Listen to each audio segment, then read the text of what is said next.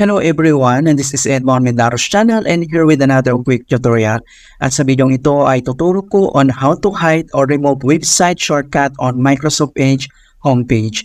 Alright, so without further ado, and let's go ahead. So ang next step ay kailangan lang natin i-open ang ating Microsoft Edge web browser. So click lang natin to.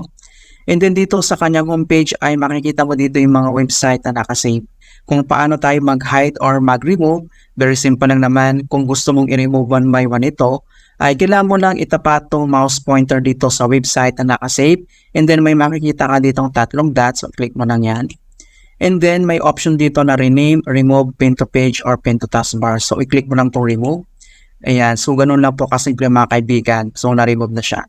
Kung gusto mo naman itong i-hide lahat kasi ayaw mo siyang i-remove, very simple lang naman. Dito lang sa right side ay makikita mo dito yung icon settings. And then i-click mo lang ito. Ito yung tinatawag na page settings. So click lang ito.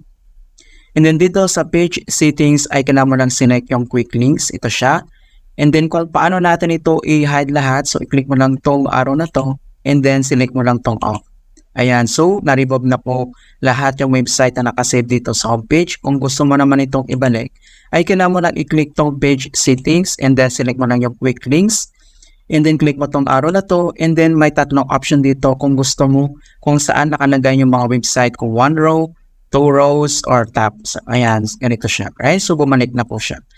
Ayan mga kaibigan, so ganun lang po kasimple kung paano tayo mag-hide or mag-remove ng website shortcut dito sa Microsoft Edge homepage.